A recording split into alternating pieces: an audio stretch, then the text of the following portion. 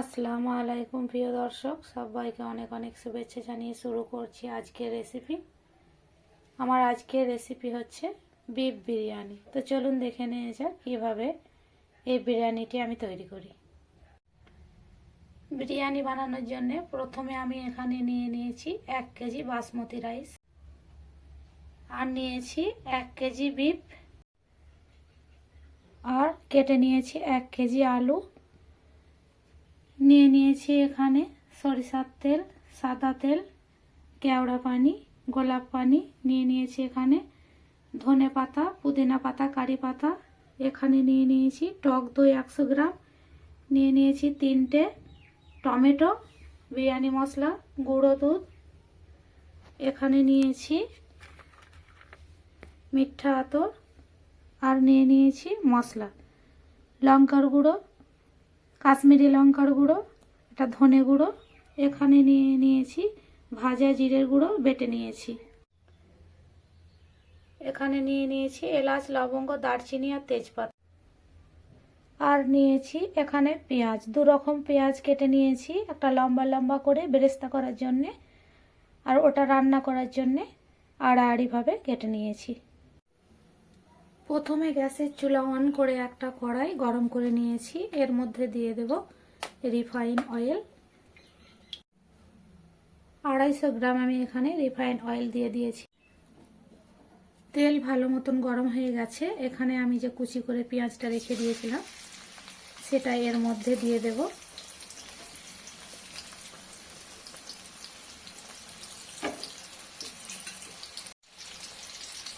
বেশ কিছু সময় নিয়ে এটা লাল লাল করে ভেজে নেব। পেঁয়াজটা লাল লাল করে ভাজা হয়ে গেছে, এরপর আমি তুলে নেব এটা।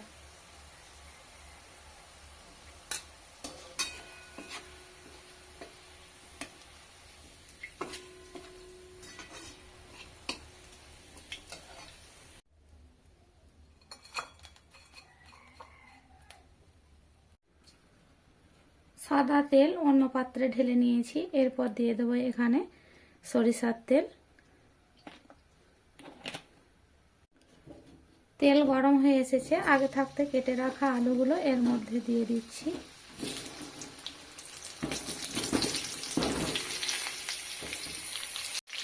কিছুটা লবণ দিয়ে দেব, দিয়ে দিচ্ছি রং কালারের জন্য।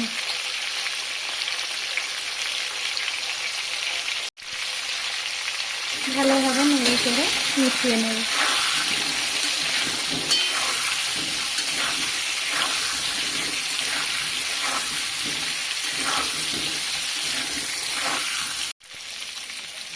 লো আছে বেশ কিছুটা সময় নিয়ে এটাকে লাল লাল করে ভেজে তুলে নেব। ঢাকা দিয়ে দিচ্ছি। এরপর বেরেস্তাটা ঠান্ডা হয়ে গেছে, এর মধ্যে দিয়ে দেব 2 চামচ চিনি। ভালোভাবে এটাকে গুঁড়ো করে নেব।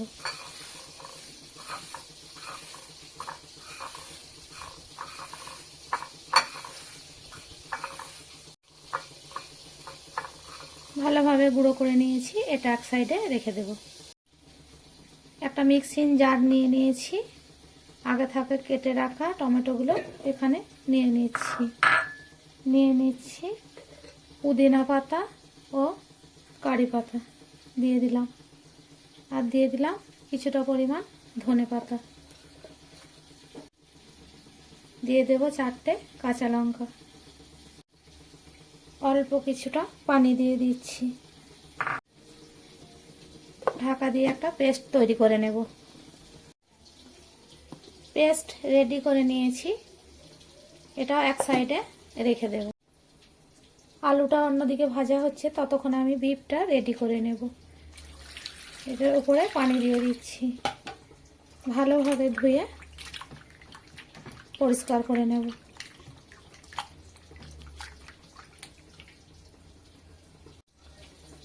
একটা হাঁড়ি নিয়েছি, এই হাঁড়ির মধ্যে বিফটা নিয়ে নিচ্ছি।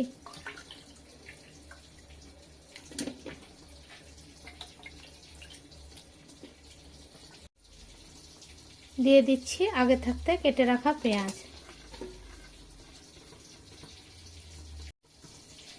আদা রসুন ও কাঁচা লঙ্কার পেস্ট প্রথমে দেখাতে পারিনি, স্কিপ হয়ে গেছে। এখানে দিয়ে দিচ্ছি 2 চামচ আদা রসুনের পেস্ট, রেড চিলি পাউডার, ঝাল লঙ্কার গুঁড়ো আর ধনের গুঁড়ো দিয়ে দিচ্ছি। কাঁচা জিরেকে ভেজে বেটে নিয়েছি, এটাও দিয়ে দিচ্ছি। 2টো তেজপাতা দিয়ে দিলাম, পরিমাণ মতো লবণ দিয়ে দিচ্ছি। এখানে নিয়ে নিয়েছি 1/3 কাপ সরিষার তেল, এর মধ্যে দিয়ে দেব। হাত দিয়ে সব কিছু খুব ভালোভাবে ম্যারিনেশন করে নিচ্ছি।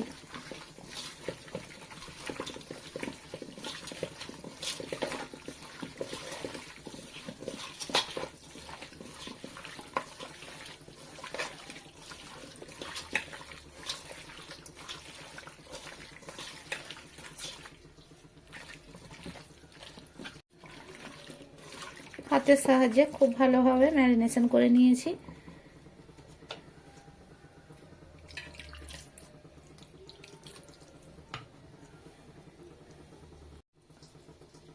ঢাকা চাপা দিয়ে রেখে দেব বেশ কিছুক্ষণ রেস্টে। এদিকে আলুটাও ভাজা হয়ে গেছে, এরপর চুলার থেকে নামিয়ে নেব।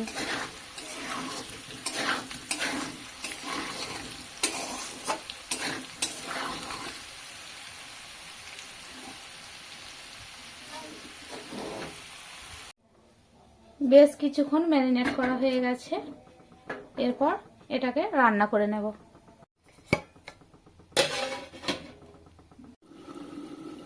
বেশ কিছু সময় জাল করার পর আমি এটাকে উল্টে পাল্টে সব কিছু মিশিয়ে নেব এবং সময় নিয়ে এটা রান্না করে নেব।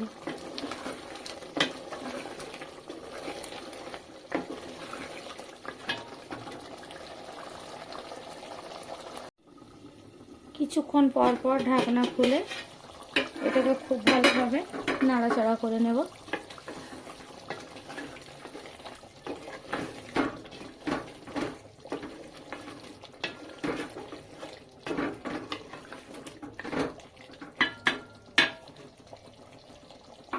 আবারও ঢাকনা দিয়ে রান্না করব।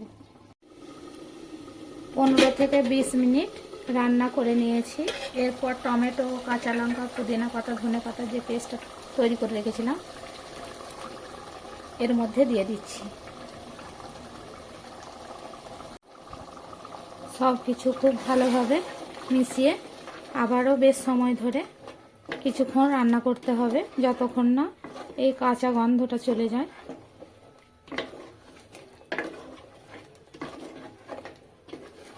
ধৈর্য ধরে সময় নিয়ে রান্না করতে হবে।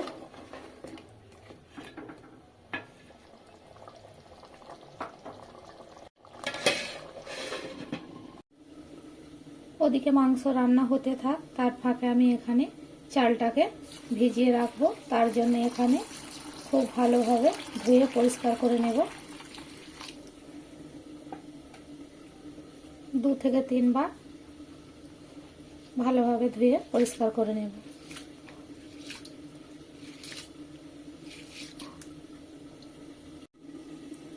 চার থেকে 5 বার পানি পাল্টে খুব ভালোভাবে ধুয়ে পরিষ্কার করে নিয়েছি। এটা আধ ঘন্টা ভিজিয়ে রেখে দেবো।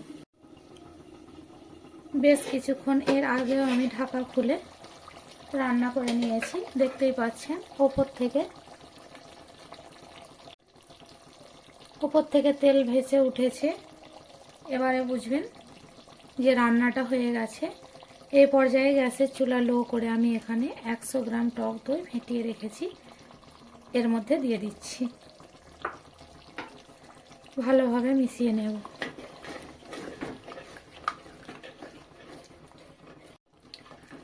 লো ফ্লেমে রেখে বেশ কিছুক্ষণ এটা নাড়াচাড়া করে মিশিয়ে নিতে হবে।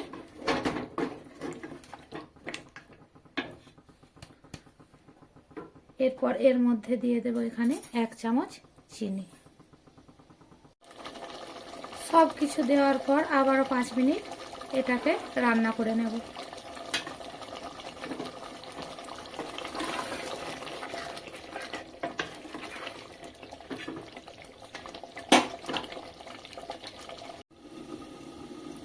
এটাকে আবারও 5 মিনিট রান্না করে নেওয়ার পর দেখতেই পাচ্ছি গ্রেভিটা অনেক শুকিয়ে এসেছে। এই পর্যায়ে গ্যাসের চুলা বন্ধ করে এটাকে নামিয়ে নেব। এর বেশি আর শুকানো যাবে না। এর মাঝে নুনটা আপনারা চেক করে নিতে পারেন, না হলে কিছুটা দিয়ে দেবেন। আমার সব কিছু ঠিকঠাক আছে আর গ্রেভিও শুকিয়ে গেছে। গ্যাসের চুলা বন্ধ করে এটাকে আমি নামিয়ে নেব। রাইসটা রান্না করার জন্য সবার প্রথমে এখানে পানি নিয়ে নিয়েছি। এর মধ্যে দিয়ে দেব এলাচ, লবঙ্গ, দারচিনি, তেজপাতা, দিয়ে দেব পরিমাণ মতো নুন, দিয়ে দেব রিফাইন অয়েল কিছুটা। পানিটাকে ফুটে আসা পর্যন্ত অপেক্ষা করব। পানিতে বলক চলে এসেছে। আগে থেকে ভিজিয়ে রাখা রাইসটা আমি এর মধ্যে দিয়ে দেব।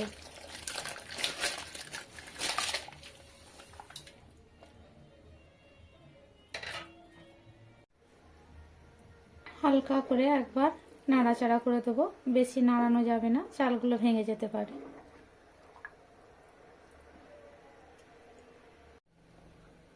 রাইস রান্না হয়ে গেছে। এখানে আমি রাইস 80% রান্না করে নেব, দেখতেই পাচ্ছেন। এরপর আমি এটাকে তুলে নেব। রাইসের ফ্যানটা আমি ঝরিয়ে নিয়েছি। এরপর একটা অন্য পাত্রে তুলে নেব। এখানে বাটিতে দুধ নিয়ে নিয়েছি। এরপর দিয়ে দেব গোলাপ জল 2 চামচ পরিমাণ, কেওড়া পানি দেব 2 চামচ, মিঠা আতর দিয়ে দেব 3 থেকে 4 ফোঁটা, ফুড কালার দিয়ে দিচ্ছি কিছুটা পরিমাণ। খুব ভালোভাবে সব কিছু মিশিয়ে নেব।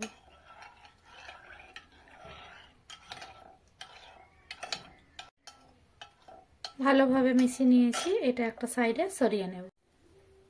অন্য পাত্রে রাইসটাকে তুলে নিয়ে এরপর এর মধ্যে অল্প কিছুটা ভাত রেখে দিয়েছি। দিয়ে দিচ্ছি কিছুটা বিরিয়ানি মশলা, কিছুটা বেরেস্তা দিয়ে দেব, আলু দিয়ে দেব, এরপর বিফ দিয়ে দিচ্ছি।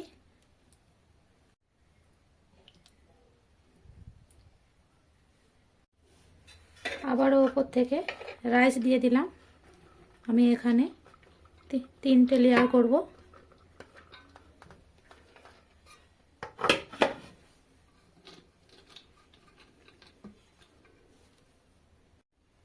সেম ভাবে বিরিয়ানি মশলা দিয়ে দিচ্ছি।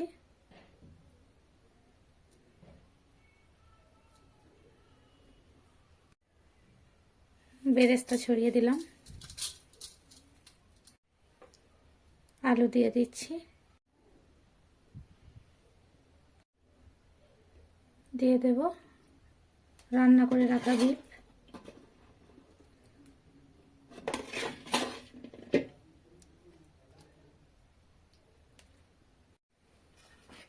আবারও উপর থেকে বাকি রাইসটা দিয়ে দিচ্ছি।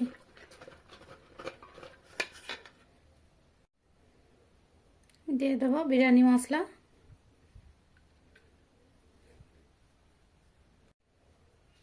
গুঁড়ো দুধ দিয়ে দিচ্ছি ওপর থেকে,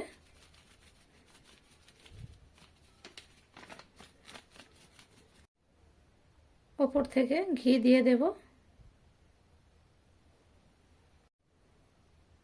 পেঁয়াজ বেরেস্তা করে যে তেলটা তুলে রেখেছিলাম এটাও দিয়ে দিচ্ছি ওপর থেকে।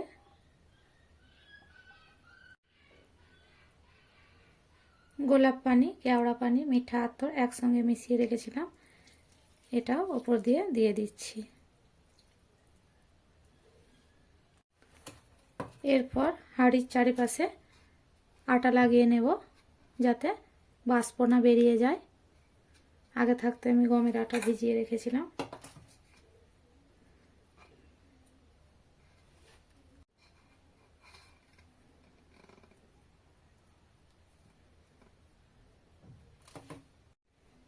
এরপর একটা ঢাকনা দিয়ে বন্ধ করে দেব।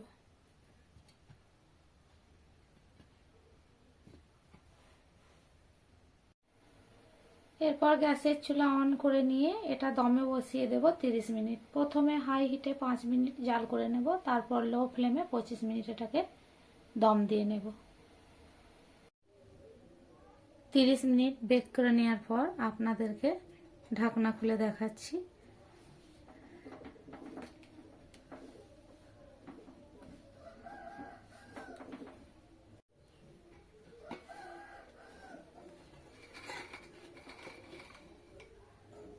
দেখতেই পাচ্ছেন অনেক লোভনীয় লাগছে। আপনাদের পরিবেশন করে দেখাবো এরপর।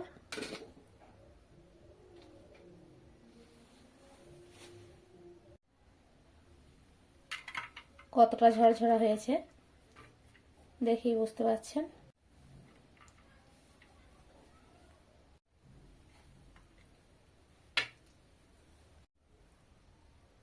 একবার এভাবে বানিয়ে দেখুন, খেতে হবে অসম্ভব মজার। আমার রেসিপি আপনাদের কেমন লেগেছে অবশ্যই কমেন্ট করে জানাবেন। দেখা হবে পরের কোনো ভিডিওতে। ততক্ষণ ভালো থাকবেন, সুস্থ থাকবেন। আল্লাহ হাফেজ।